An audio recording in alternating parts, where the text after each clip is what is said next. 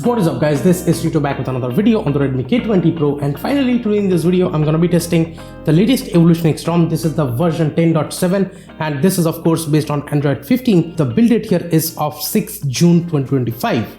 If you take a look at the changelogs of the 10.7 EvolutionX, you will see a lot of these like this expressive design, and I'll show you what those are. But first things first, let me just show you the Android version section. This is how it looks like. Now in the dark theme, it may not be that much prominent, so I'll just disable the dark theme for the time being. So yes, in the normal theme, you will see a lot of these like rounded kind of boxes. These are on. So yeah, this is the expressive design that I'm talking about. I'll show you more stuff. Let me just show you right now. If I just go into apps info, here you will see this is how the expressive design actually pops up. You will notice this archive button, the disable, uninstall, and even the force stop button. These are different from the previous Android 15 kind of look. And even in the dark theme, it looks like this. I don't know if it's just me or the circle to search here just looks much more beautiful when compared to other ROMs. I'll just give you a slow motion or something of this clip. But yeah, of course, circle to search, it's totally working fine as you can see. And even translating text and stuff with circle to search, it's actually working fine. And in terms of the expressive design, you will find one more thing, that is the sound kind of bars. If you just notice, every kind of settings adjustments here in the UI looks like this, and this is the Android 16 kind of expressive design look, and this is just looking beautiful, I would say, with the latest update. And this thing you won't find in the previous builds of EvolutionX. It's only available after 10.7, I guess. Android 16, if Google changes it, maybe this look will change in future, but otherwise it will look like this as of right now. So yeah, these are all the expressive design kind of things. Adjusting them looks like this. But let me actually show you here. This is how it looks like, the default volume panel, and the normal expansion looks like this. And you can put the phone into vibrate or silent from here. And here we have the EvolutionX logo up top still. We have the Android version as 15. The EvolutionX version right now shows up as 10.7. And here we get the security patch, that is June 5th, 2025. And if you scroll down, we have the stock kernel as the 4.14 OpenLL kernel. This is the Soviet star. And we have the build mentor as JoHuab. So huge thanks to the developer of this ROM. And we have the build date as 5th June 2025. By the way, again talking about the default issues, that is display integrity certification fixed. It just shows device is not certified, and there is fixed the issue, but it doesn't fix anything. Let me just show you. It shows couldn't fix the device certification issue. And here also, if I just check the API of the integrity, it just shows failed everything. But I've tried opening the apps like Yono SBI and stuff, and it is actually showing this register now kind of option. I would say yes, banking apps may not work right now, right out of the box at least. So you need to flash the modules and stuff. If you don't know what I'm talking about, you can just go to the EvolutionX support page, and from there you will find the modules. You can use those to use the banking apps. And the good thing is about the Google Photos, and this Pixel can back up unlimited photos and videos, it shows. So yeah, this is really nice that you're still getting unlimited photos. But first, let me just focus on the ROM itself. We still have the Pixel launcher, we still have the Google Dialer, Google Messages, all those things. And yeah, I'm using the themed icons right now, and as you can see, the widget animation opening and closing works great. To the left of the home screen, we have the Goals Discover page. It takes some time to actually appear. Swiping up will get you to the app drawer. And by the way, these are the stock apps present on this ROM. There is this Accord music player as well. If you want to use that, you can. In terms of normal features, let me actually show you. There is still the cloned apps, where you can have two accounts, have WhatsApp or Facebook, dual apps kind of feature this is, and you can totally use it. There is the AppLock. I have already set that up, and we have there is of course the game space, and you can add any game in the game library. It will automatically be added as well. There's a quick startup apps and stuff. There is also the sidebar kind of feature. Let's just try to enable this calculator with this. And right now, if I just launch the calculator up, as you can see, it works perfectly fine. I can just totally resize it just like this, but once you're resizing, the view just goes away and it comes back once you leave it. And you can just pin the app in the corner of the screen and do whatever stuff you're doing right here, like floating window kind of thing. It's actually working perfectly fine, as you can see. Now let's just talk battery a bit, and this is where you can find the charging controls, the idle manager. There is the battery information, but for some reason the cycle count just shows 1, which is not really true. I think this battery has about 110 plus cycles for me. I have replaced the battery once. I'll talk about the battery life, but there is the battery widget as well. You can edit and add it in the home screen. I have tested the battery life. Now, if I just show you the screen on time here, it just shows about 6 hours and 40 minutes of estimated screen on time. And again, all the numbers are estimated, but screen off shows as 5 days. That's a huge amount of standby, I would say, with this device. And you will also see the combined usage shows as 4 days. So yeah, that's a lot of long time of standby. So overall, with all these estimated numbers, I would say the battery life here, it's really good. No complaints from me at least. In the health section, for me, the battery health shows up as 81% for some reason. I don't think it's that low. But yeah, this is how it is. And even the fast charging and stuff should be working fine here. No need to worry about it. But make sure you do not enable charging control, then your fast charging speeds will drop. Now let's talk about stock camera. Well, we have the Leica kind of camera, and if you just scroll down like this, you will get really cool options like these. There's the 0.66 ultra wide again, and the 1x, 2x, all these options. There is the portrait mode, and let me just show you the front camera. And yeah, with the front camera and stuff, portrait mode, selfies should be working fine here. And in the video section, let me just talk about one thing, that there is 4K and 60 FPS as well. As you can see, 4K and 60 frames per second. And here the video quality with 4K 60 FPS, it's really good. No issues whatsoever that you will face. You can also use a Gcam. I'll just link that below maybe, so that you can shoot 4K 60 FPS videos with this. There is a documents mode and there is an enhanced mode. There is pro mode as well, so that you can record pro mode videos with this camera itself. No need to use any separate other camera. There is a night mode, 48 megapixel mode, all these things. You just swipe up, you will get more options like the vlog, panorama, short film. So yeah, a lot of things are there for this camera. And let me just take a quick photo here. Yeah, the quality, I would say it's really decent. It has focused here, I guess. Just notice the details over here. Now let's talk performance. With the test of your website, let me just open it. Here, of course, it will show about 60 Hertz, or yeah, 60 Hertz it shows up. And overall with performance, I'm not disappointed here. The performance, it's still good. Even in X, let me just show you. Yeah, the scrolling, it's perfectly fine. No problems. And if you open multiple different apps, let me just show you. Let's open YouTube as well. Notice opening and closing the apps, all these things totally working fine. So I think I hit back from YouTube, that's why it was closed. But yeah, overall, and switching between apps, just notice how smooth it is.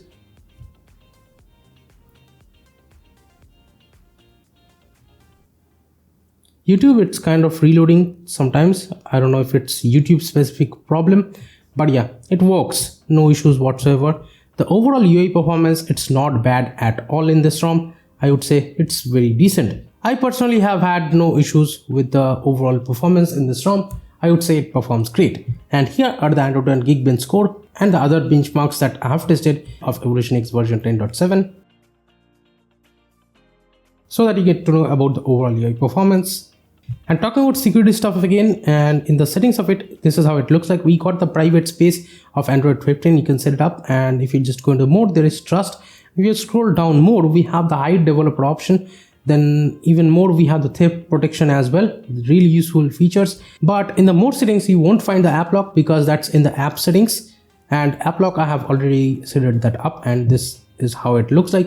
If I just tap the fingerprint scanner right now, it just opened the app and just goes wherever I left it. So yeah, the app lock and stuff, everything is working fine. No need to worry about it. And in the device settings, we have the face unlock and fingerprint both, but I only use the fingerprint. Right now, if I just double tap to sleep, this is how it looks like on the lock screen. Double tap to wake, it's working fine. And the fingerprint scanner, this is how it looks like, because I have customized it this way. It looks beautiful to me at least. And if I just tap the fingerprint scanner, as you can see, it unlocks super fast. Even from the always on display, if I just tap and hold on the fingerprint scanner area, it just unlocks. Even if you have the always on display turned off and the screen is totally off, there is screen off FOD. And here, if I just tap and hold on the screen off area, it just straight up detects my fingerprint and unlocks. So this is nice. In the display settings, this is how it looks like. We have the adaptive brightness, extra dim. We have the lock screen kind of customization. Here we have the show widgets on lock screen option. Then if you just scroll down more, we have the lift to check phone. And there is a show ambient option. Let me just enable that. And right now, I'll just double tap to sleep. I don't have always on display turned on, so let me just put the device on the desk and pick it up on my hand. Yes, as you can see, the pickup gesture, it's working fine. Tapping on the fingerprint scanner speed, it's perfectly fast and smooth, no problem so far. And we also have the screen timeout up to 30 minutes with the screen attention mode. We have the dark theme right here, and there is a pure black. I have already enabled that. If you just disable it, this is how the look will actually be. I'll just keep like this for now. We also have the night light and changing the intensity and stuff. There is the colors, and these are the color option with the reality display engine. And there is a live display kind of option where you will find the anti-flicker, and there is the high brightness mode. This is the outdoor bright sun mode. Just notice how bright the display goes once you enable that, but I'll just turn it off for the time being. We have the color contrast option as well. This is the normal Android 15 kind of feature. You just scroll down, we have the HDR display, and there is the enable peak HDR display brightness. This will increase the battery usage. It shows here. We have the display cutout, full screen apps, and if you just scroll down more, we have the double tap to sleep, and we have the wake up unplug, screen protector mode, allow window level blurs and stuff like that. Let me just go back. There is the wallpapers and styles, and the wallpaper I'm using is from the Fresh Walls kind of app, I guess, and there are more kind of clock options of Android 15. You can use whichever you would like to. I might be choosing this one. And here we have the color adjustment. You will find the default wallpapers or stock wallpapers. There is a swirling petals and stuff. It looks cool.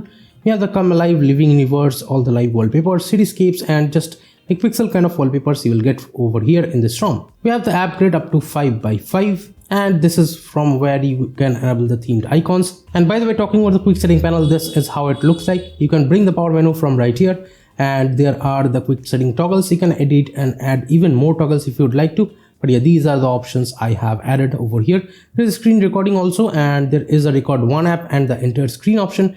Then there is a device audio and microphone audio recording at the same time. You can disable HEVC recording if you would like that. All the options of these screen recordings you can see from the screen. Quick share I have used, it's working fine. Always on display, you can toggle it on or off from here. Adjust the brightness from here because I have changed the position of it to the bottom in the customization settings. In the system settings, this is how it looks like. In the buttons, we have the invert layout, long press power button, toggle torch. And talking about that, let me actually show you the flashlight here. If you just turn it on from the toggle, you'll get the brightness adjustment of the flashlight. As you can see, the flashlight brightness is at 100%. You can notice the intensity, how intense it is. Let me just disable it right now. If I just use the power button toggle torch, yes, this problem is still there, that the brightness of the torch just decreases if you use the power button toggle torch. There are even more stuff like wake device, control playback, and the other things you can notice from the screen, like show volume panel on the left side, reorient and click to partial screenshot, all these things. We have the front camera customization. There is a pop-up sound effects and stuff, but front camera calibration option is not there. And we have the keyboard, then we have the system profiles as well. In the gestures, we have the quick tap. You can definitely use it, I guess. On backside, this looks a little bit different, and these are the things that you can choose for quick tap or back tap. You can change the intensity. You can have the haptic feedback intensity from here as well, light, medium, and strong. Right now, if I just do this, as you can see, it takes a screenshot. So yeah, that works. Quick tap is actually working. That's nice to see. Quickly open camera is there. Then we have the navigation mode as well. In the settings of it, we have the back gesture height, and we have the swipe to invoke assistant, long press to search, circle to search. All these things are there, but the spill bar length and radius you cannot really customize right now. We have the 3-button navigation. We have the one-handed mode as well. Then we have the lift to check phone again, and the swipe to screenshot is also there. You can use it if you'd like to. Press on power button action, you can choose it to power menu and digital assistant, and everything. These kind of sections you will see it's expressive. So this actually looks like Android 16 pretty much.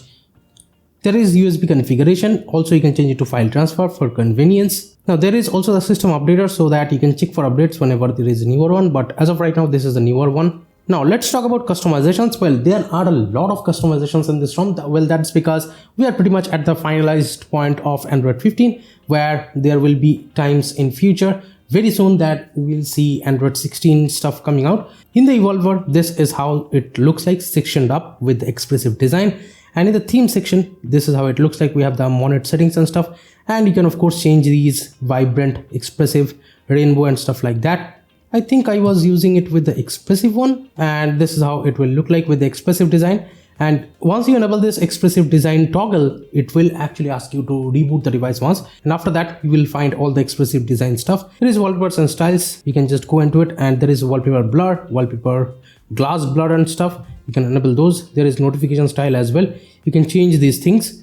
There is the power menu style, and with the dual line kind of thing, this is how it looks like. I like it. And there is advanced reboot as well, of course. There is a brightness slider style as well, and just notice the amount of options. I'm not gonna show you each of them. Also the progress bar style, blocky thumb, minimal thumb, all these things. There is a volume panel customization as well. There is a lock and unlock sound, and just notice how many options are there for the lock and unlock sound. Background blur, more themed icons option, system icons are there. These are the options, and the icon shapes are there as well. Then we have the signal icon styles. Just notice the amount of options. Plethora of options are there. And we have the Wi-Fi icon styles as well. Navigation bar icons, even the UDFPS icons are there. I have been using it with this one, but there are plenty of other options. And even if you just scroll down, there is the boot animation. And here the boot animation actually looks really cool. Just notice. And you can choose whichever one you actually want, and it will show up in this particular section. So this is nice. We have the charging animation, screen off animation, even the UDFPS kind of animation you can change. I have been using it with the McLaren one. Looks great. In the lock screen, we have the clock face, and you can actually change it between a lot of options. You can actually swipe on these to actually see whichever is which. But yeah, there are even more options like widgets and stuff you can enable. Let me show you. Yeah, this is how the lock screen widget stuff will actually show up. But I don't actually like it that much, so I'll just disable it for the time being. Once you disable it, yes, the clock actually stays small. Now to actually fix the lock screen clock right now, I need to go into the display settings, then lock screen, and I have to enable this dynamic clock again. And that's how you fix the lock screen. Media cover art, charging stats, always on display image. There is the weather settings. There is a ripple animation, screen off, UDFPS, and we have the authentication success and the pocket detection option. Let me just go back. We have the status bar control. There is a brightness control so that you can adjust the brightness of the screen by just sliding a finger across the status bar. And this is a really useful feature for a lot of people. And here we have the quick pull down. We have the status bar tuner, headset, Bluetooth, etc. kind of icons are there. We have the clock and date customization, and this is where you can actually change the clock position and stuff. And we can enable the AM PM style, etc. Background chip we can enable. We also have the status bar lyric over here. We also have the network traffic monitor, ongoing progress bar chip. Then there is a battery style, and this is the battery icon style on the status bar. And I have been using it with the iOS 16 style. Looks cool, I would say. This is one of my favorite battery styles. It's working fine. And earlier when I first started that up, it was actually small, but after a restart or something, it actually fixed it. So yeah, we have the battery percentage settings right here. We have the battery percentage when charging, logo, and we have the data disabled icon, 4G icon, Wi-Fi standards. And there are a huge amount of customization. I'm not going to be able to show you everything. We have the quick pull down. We have the always show brightness slider. You can change the position of it. We have the brightness percentage. Background transparency, I have customized that. After opening the YouTube, if I just show you the quick setting panel, this is how it looks like. So yeah, the background blur actually looks cool. We have the show squiggle animation. Even more options are there. Just notice. I have enabled this hide on secure lock screen for the quick setting panel, and with the power menu as well, I have done that. So from the lock screen, there is no way you can access the power menu or even the quick setting panel. So yeah, this is really nice. That the security kind of features in this ROM is really great. In the notifications, we have the heads up and the compact option for the heads up. We have the less boring notification icons, and we also have the edge lighting and the alert while displays on and stuff. In the power menu, we have the power menu actions, and even the advanced reboot option is there. There is a secure lock screen option. I have disabled that. Now in the miscellaneous settings, there is a component spoofing and stuff. There is a pixel props, spoof tensor features, storage encryption. Google app kind of spoof is there, and we have the Play Store spoof, Google photo spoof, play integrity kind of fix. It actually has been removed from here, which is sad, but yeah, we can't do anything about it. We have the enable power app game spoof, and we have the Snapchat spoof and stuff. There is the hide app list. There is a smart pixels. You can actually enable that, I guess. Burn in production is also there. There is USB configuration for convenience. There is hide developer status. We have the no storage restriction, unlimited screen record, ignore wallpaper dimming request, hide screen capture. Then there is the allow application downgrade. Ignore Windows secure flags is also there as well. So those are all the customizations of this ROM.